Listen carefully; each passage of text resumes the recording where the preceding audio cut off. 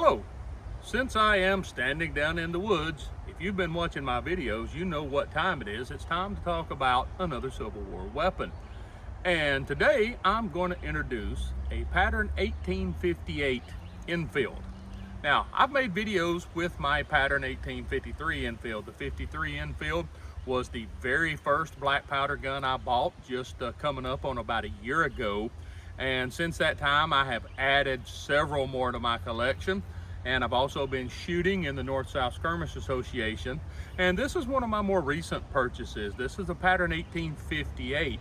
Visually, you can see very similar to a 53. The biggest visual differences are it is 6 inches shorter on the barrel, and instead of 3 barrel bands, it has just 2 barrel bands. So it's often referred to as a 2-band Enfield. Now, these 2-band Enfields were imported during the Civil War by both sides, although not nearly in the quantities of the pattern 53 or the 3-bander. And it's really hard to get an accurate count on exactly how many came into the United States, simply because in both the North and the South, a lot of the paperwork refers to medium Enfields or short Enfields. And the 58 was only one of several shorter models. You had the pattern 1856, which the British used as a sergeant's rifle for their infantry. This pattern 1858 was known as the British Naval rifle. They made it for use on ships by their Navy and their Marines. And then you have the pattern 1861 Enfield, which is often referred to as a musketoon, and it was a short cavalry carbine. And so it's really hard to get a count on exactly how many 58s came in. Some estimates are that about 10,000 were used in total by the North and the South, with some possibly 50,000 or more short Enfields coming into the country. I will tell you this though, these 58 Enfields were prized by Confederate sharpshooters. In the Confederacy, they issued these quite often to sharpshooters. Now, in the North, of course, you have the famous Berdan sharpshooters, the first United States and the second United States sharpshooters, and who famously used the Sharps rifle. But Confederate sharpshooters would often be found with these 2-band Enfields, and there's a reason, because even though this is visually very similar to a 53 Enfield, internally it's quite a bit different. Now, one thing you notice, the rear sight is further forward on the barrel, but inside the barrel comes the biggest difference. This rifle has a 1 in 48 twist, meaning one twist in 48 inches. The original pattern 1853 Enfields used a 1 in 78 twist. So this 1 in 48 twist was a much faster twist and made these very, very accurate. And so sharpshooters liked them, but sometimes entire units had them. For example, the 45th Illinois and the 28th Pennsylvania are 2 units in the North known at some point to have been carrying pattern 1858 Enfields. So what we're going to do is down to my left, I have a target at 50 yards, and we're going to fire 10 shots at that target. And then we're going to back up to 100 yards. We're going to put up a new target. We're going to fire 10 at 100. I have only fired this one in competition one time. I took it to NSSA Nationals in May, so last month. I was very happy with how it did at 50 yards, although I'll be honest, I didn't hit squat at 100 with it. So hopefully when we back up over here to 100, I'll be able to figure out where it's hitting it and be able to kind of zero it in a little bit. Now, one thing about this and the Civil War is that they typically just issued soldiers the standard munitions. And what I have found is that the standard mini ball that my big Enfield likes doesn't work well in here because of the faster twist. This thing wants a heavy, big mini ball. So that's what I'm going to be shooting today. I'm going to be shooting a 545 grain mini ball specifically designed for this rifle. And I don't normally advertise, but since this one's not made anymore, I'll go ahead and tell you this pattern 58 is a Parker Hale. It's a little over 50 years old, made in the early 70s in Birmingham, England. Parker Hale's out of business. Parker Hale rifles are known for their accuracy, and this one does have the correct progressive depth rifling straight from Parker Hale, meaning that the rifling is deeper here at the breech than it is up at the muzzle, which helps with its accuracy. So with that being said, we're going to fire 10 shots at this 50-yard target. Then we'll go down and see how we did, hang a new target, and go back and repeat the process from 100. So we're going to go ahead and get loaded.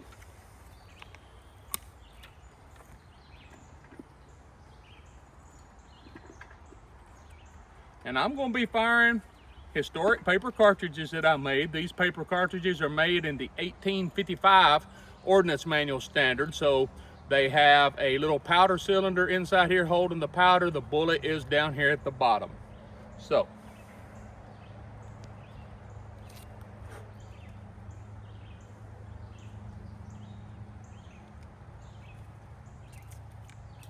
oh, that one had a leak because there was some powder in my mini ball. It happens sometimes.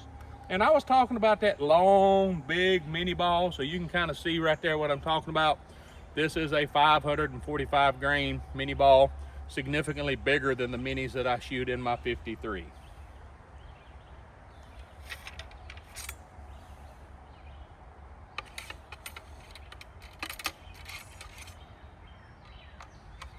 We're not going to be doing a speed run here.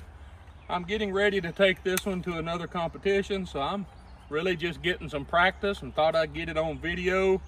So I want to be as accurate as I can here. Now that doesn't mean I'm going to stand here and take an hour to do it.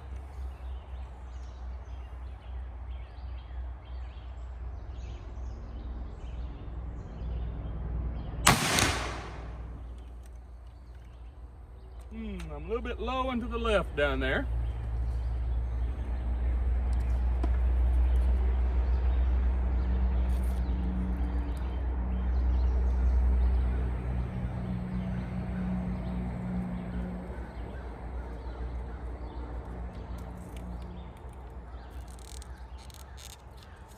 I'm gonna have to take a look at my cartridge making and see why I'm leaking some powder into the bottom of my mini balls. It's getting past the powder cylinder, obviously, and it's just accumulating in the concave base of the mini ball.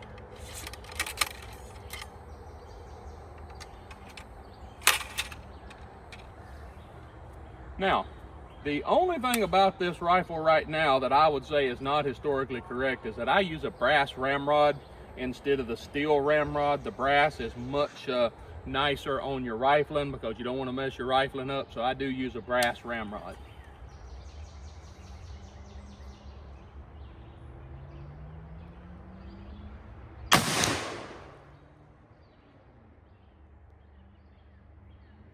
If my eyes are not lying to me, which they could be, I'm getting old. I'm a little low and right on that shot.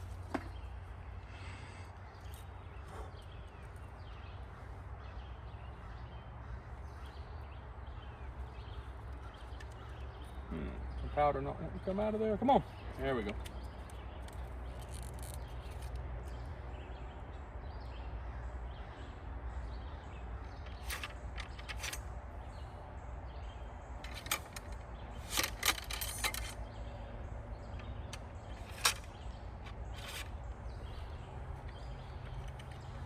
Uh-oh, I completely missed the ramrod channel. There we go.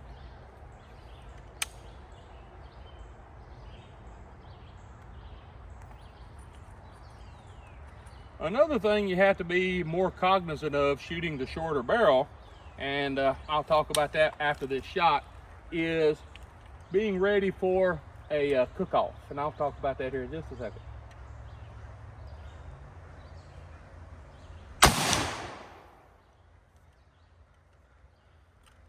A cook-off occurs when you are loading a shot right after you fired one, and as you dump the powder in, it simply goes ahead and ignites. And there's been some videos posted lately of some cook-offs, and so the best way to be safe there is when you're pouring your powder, make sure your hand is not over the muzzle.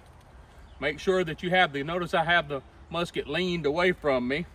And then, as I was taught, when you go to place your mini ball, you never want to put your hand completely over the barrel. So notice how I'm holding it with my fingers, and I'm going to take it up. It's called fork truck style, and basically just setting it up there.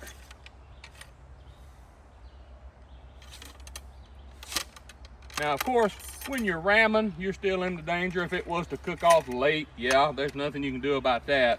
But generally speaking, if you're going to get one, it's going to happen pretty quick to when that powder gets dumped in there.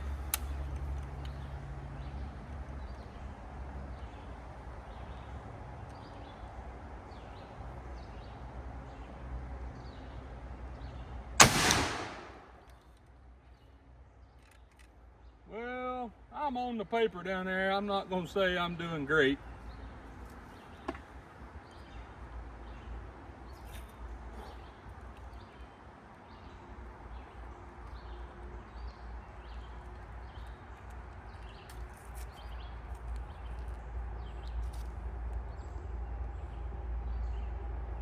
I'm sure if Brett from Paper Cartridges ever sees this, he will be upset that I'm using US style bullets in this British rifle and not using British bullets. I've done a video on the British Pritchett bullet and the British cartridges.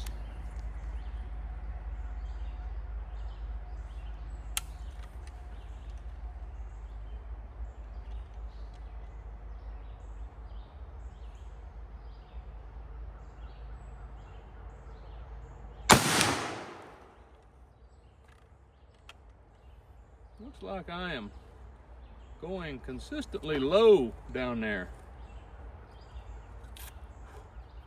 Well, bit that one and it didn't even bite off.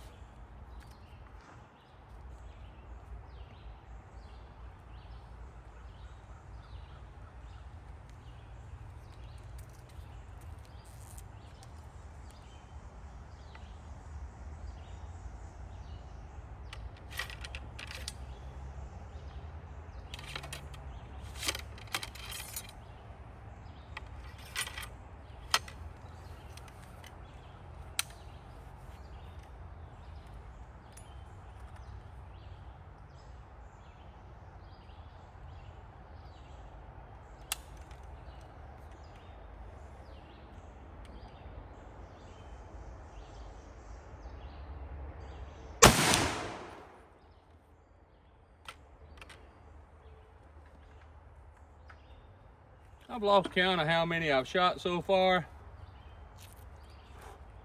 That's okay, because I've only got 10 in my cartridge box. So when there's no more in the cartridge box, oh, see, here's an example. That one's full of powder. I'm gonna have to investigate.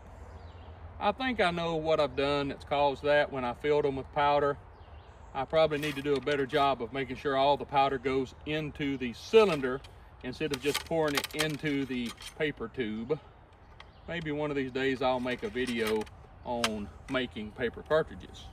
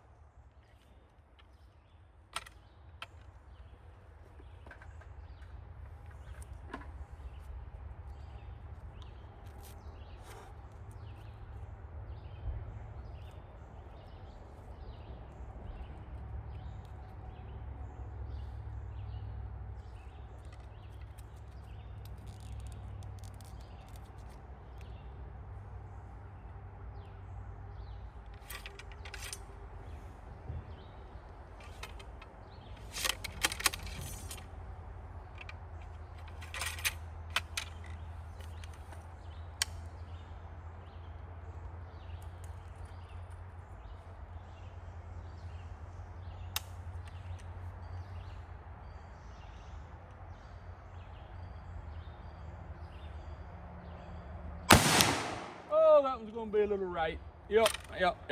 That one's gonna be right.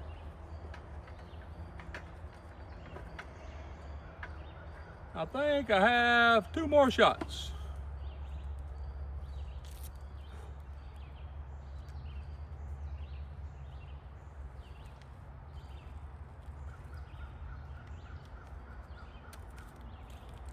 Oh, there's some powder leaked out of that one.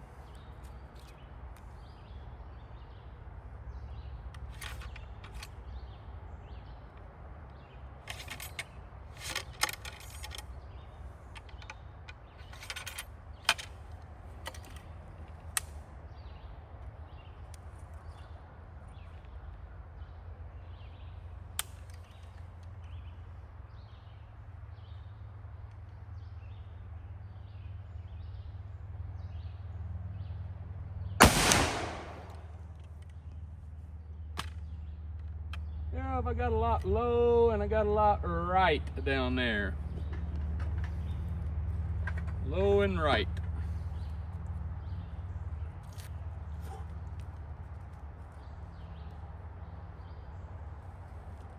Black powder for breakfast.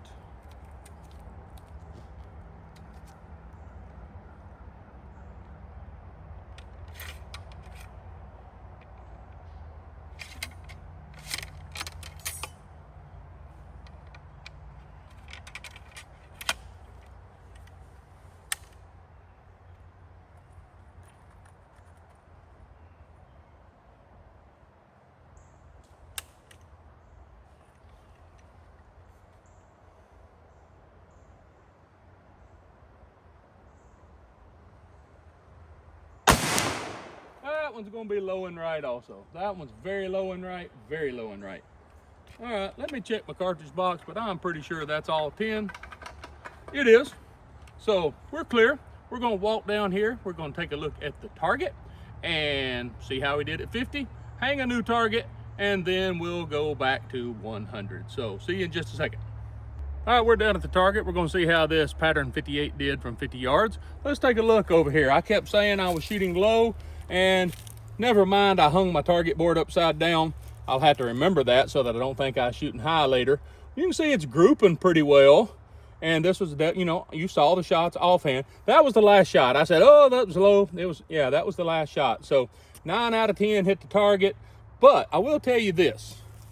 When I zeroed this thing and worked it up off the bench, I was taking a, let's look at the target, a 6 o'clock point of aim off the bench. And that's what I was trying to do shooting these. And yet you can see, I think it's pretty much shooting right where I'm aiming at. So I believe I need to take a center mass point of aim, and that'll bring them up there a lot closer into where I'm wanting to hit. But right there you have it. That's 50 yards. So we're going to swap out targets, move on back to the 100-yard line, and we're going to do this again from 100. We saw how 10 at 50 turned out. Now we're down at the 100, so we're going to shoot 10 more at 100, and then we'll go down and see how we do it, or I do, at 100 here.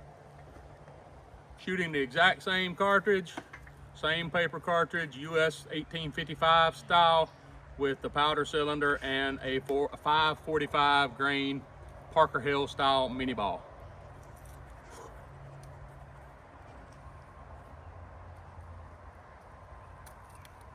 This one is full of powder.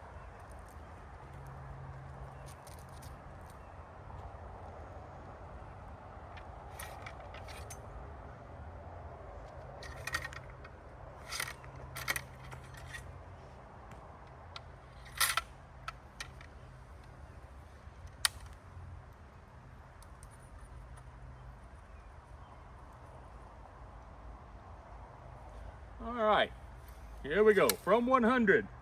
Man, I'm getting old. That 100-yard target looks like it's a mile away.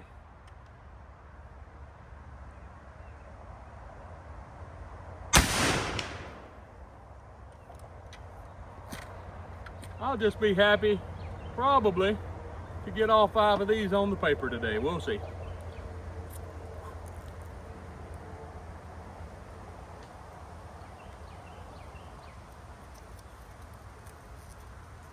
And this one has no powder in the bottom of the mini ball, so it's definitely something with the way I'm constructing them that's causing that powder leak.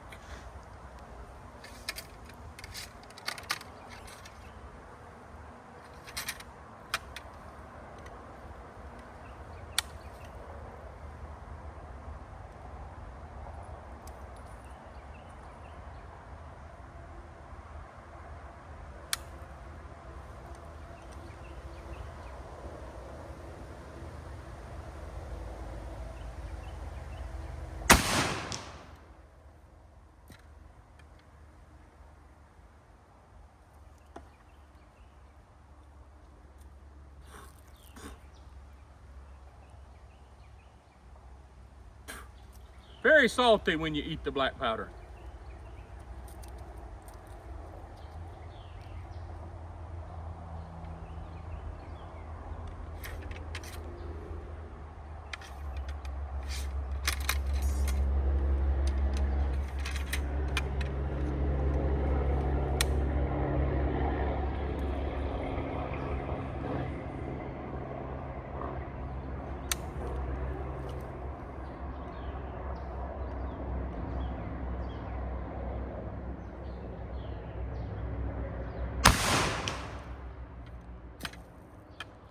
There's no way I'm going to be able to see what I'm doing. It'll be a surprise for me when I go down there.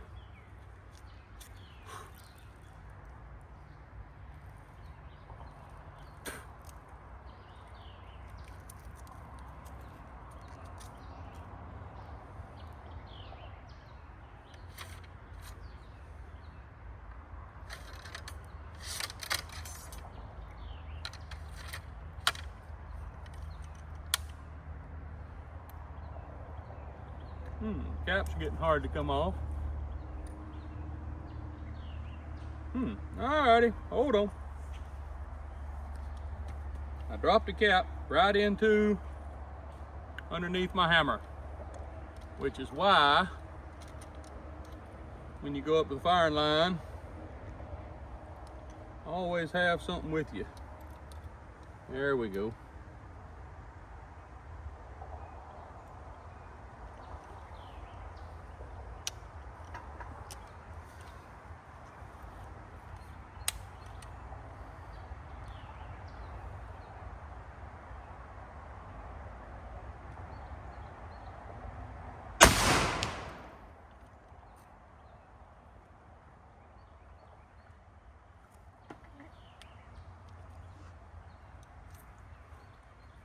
Well, if they would all bite open like that, my diet would consist of less gunpowder.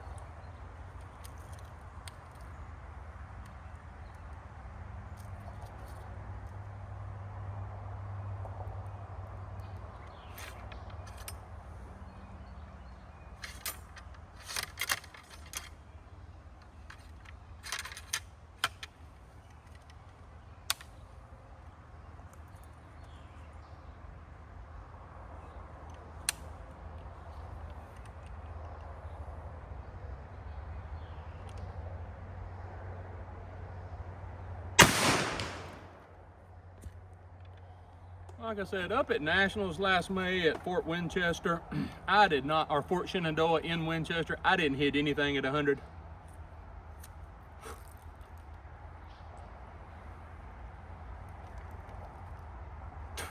So this is really my first chance to see where this thing is hitting at 100.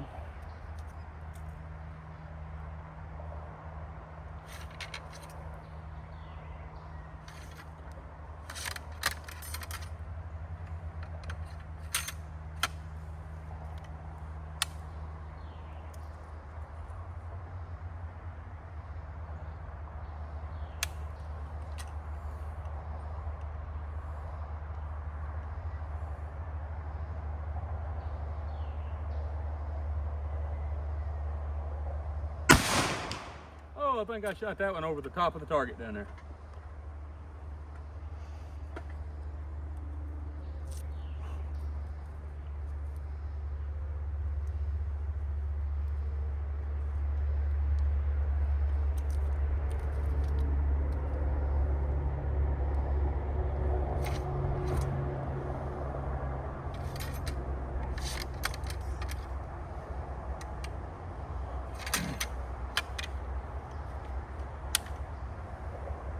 Notice my mini balls are still going down pretty well. I'm using 575 mini balls with the historic 1 part tallow, 8 parts beeswax lube on them, and it's doing really well right now, keeping it from fouling too much.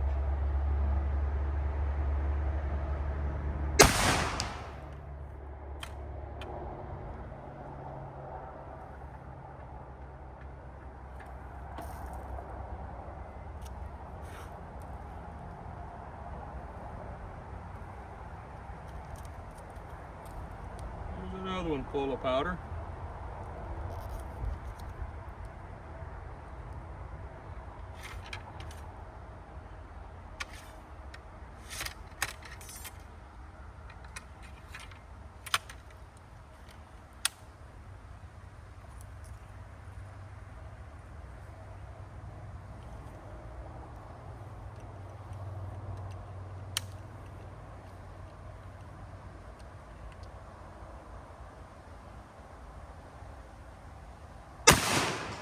Low.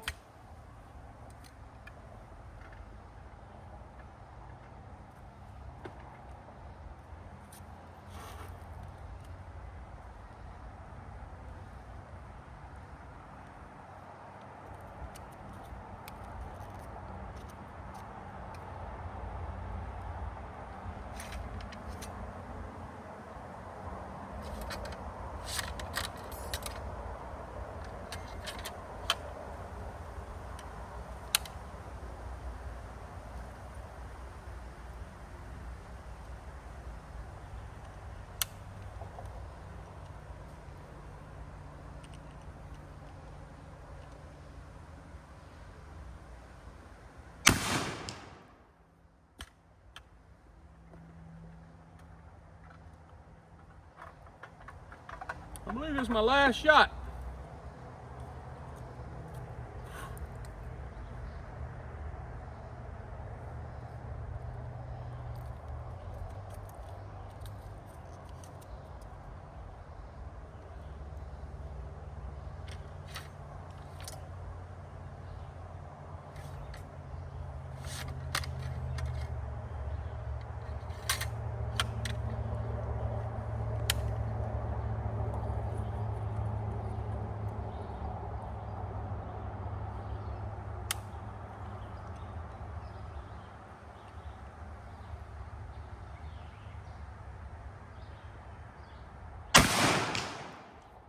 All right. That's 10 from 100. We're going to take a trip down to the target to see how I did. But before we see how I did, I'm going to go ahead and tell you. Next weekend in Birmingham, Alabama at Briarfield Ironworks State Historic Park, the North-South Skirmish Association Deep South Region will be hosting our June skirmish. I'll be there with the 1st Wisconsin. If you're close to Birmingham and you want to see a lot of Civil War guns being fired, come on out for Saturday and Sunday and watch some team competition. You'll see a lot of guys that can shoot really well. I'm not one of those. I like to shoot, but I'm not one of the good shooters. But there are guys down there that would put every one of these that I just shot into the 10 ring, basically. I can't do that, but some of them can. So come and watch. But we're going to take a trip down to the target and see how I did with this thing at 100. All right, I have an answer for why at Nationals I did not hit anything at 100, because while it seems to be pretty good at 50, let's take a look at the target. When I kept saying I was hitting low, I didn't realize how low I was hitting. I only have one up here, and that's the one that I thought went high. You can see here we got 1, 2, 3, 4, 5, 6, 7, and I know that's from this shoot because this is a new backer, and that means that 2 of them were so low, they probably went under it. So I was actually taking a point of aim about right here, and so it looks like we're hitting a good 8 to 10 inches low. And of course the left right drift, that's all me. None of them is keyholed. They're all nice and round, so they're flying straight. So looks like I'm going to have to do some work at 100 yards. I need to get it on the bench at 100 and see where my group is and see how tight I can get it, and then I'm just going to have to practice shooting it at 100. But that's a pattern 1858 Enfield. I want to thank you for watching.